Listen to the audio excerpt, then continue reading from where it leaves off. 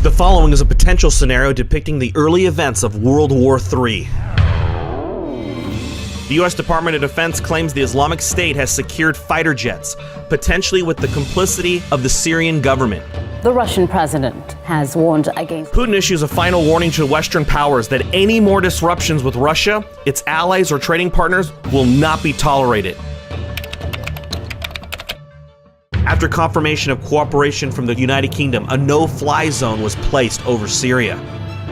February 10th, a Turkish Air Force plane is shot down over eastern Syria. The same day, President Barack Obama announces to the American people, we have now declared war on Syria. I ordered our military to take targeted action in Syria. If you threaten America, you will find no safe haven. The Republican-controlled Congress votes to approve a military intervention. The US and UK began to rally 12,000 troops for a fast and targeted ground invasion, in concert with air shelling over all Syrian military installments. The S&P 500 index drops under 2,000. February 11th. This international operation is about protecting our people too, and protecting the streets of Britain should not be a task that we are prepared to entirely subcontract to other air forces of other countries. Riots erupt in London from mass public distaste of the new Middle Eastern war. Scotland begins the process to secede after a last-minute referendum receives a 61% majority of votes. 4 countries joined the Eurasian Economic Union, including Mongolia, and newly established independent eastern Ukraine, entailing free trade and military cooperation. India is set to import a record 180 tons of gold for January and begins talks with Russia for an increased bilateral trade. The US decides to send forces without UK cooperation and sends a lackluster army of 5,000 American troops arrive in Turkey that pushed their way to Aleppo, Syria. In an attempt to demonize Democrats and anti-war activists, Fox has guests Jesse Ventura and Dennis Traynor. I think it's shameful, and I think that we need new leadership in this country that changes this war mentality that the United States of America has today. Which turns to chaos, and both guests state they would recommend burning draft cards if issued from the Selective Service.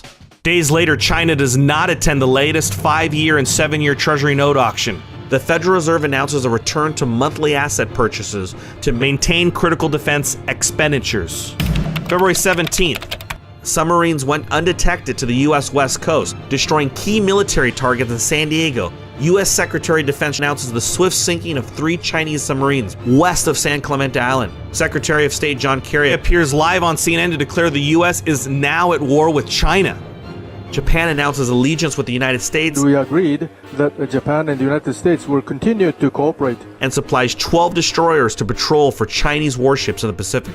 Through alternative news websites, it's discovered that on January 30th, secret talks with China for U.S. debt negotiations and to reevaluate gold at $3,200 an ounce and silver at $60 an ounce were denied by the Federal Reserve. And this led to the Chinese strike on American targets. Brazil, the next day after China's attack, announces their allegiance with China against the United States, halting all imports and exports and an intent to sell their $250 billion in Treasury securities at the earliest possible auction. Bernie Sanders proposes a bill to nationalize all Chinese investments in the United States. Australia comes out in the open with gold price talk, noting they would accept up to $1,500 gold price to appease Chinese, but would follow any gold price the U.S. Treasury and Fed will set.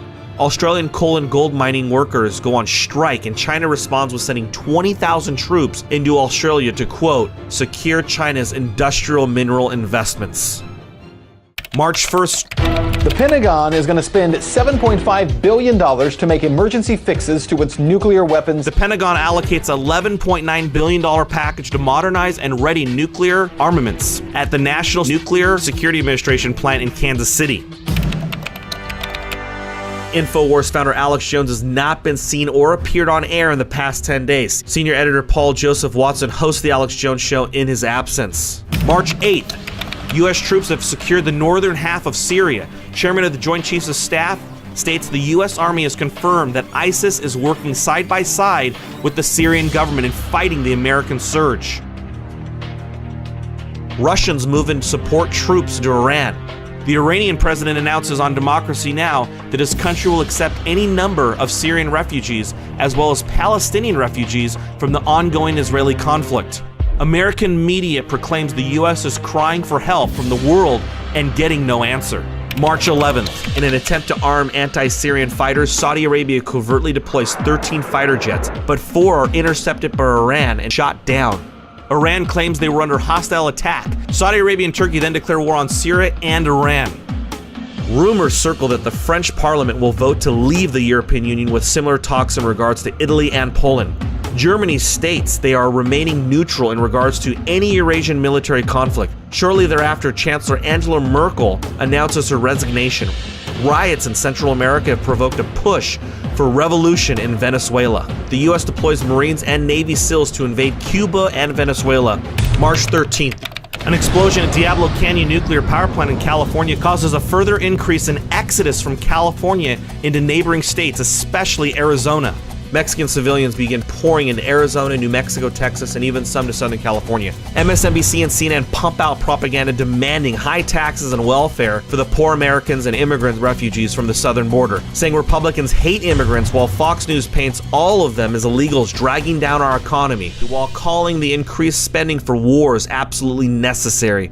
Obama prepares executive orders to give refugees American citizenship. Will take steps to deal responsibly with the millions of undocumented immigrants who already live in our country. March 22nd, 8-kiloton nuclear blast has exploded in Charleston, South Carolina. 750 miles northeast, the New York Stock Exchange is shut down. CEO Alex Lundy states the drop in the markets from the S&P 1600 to 900 was a glitch caused by a hack perpetrated by the Russian Foreign Intelligence Service. Senator John McCain, in a closed-door meeting with President and joint military chiefs, announced war with Russia, stating that Russia, along with China, have been fighting a cyber war against the U.S. for at least 2 years. What could happen next? See our ending at crushthestreet.com/war.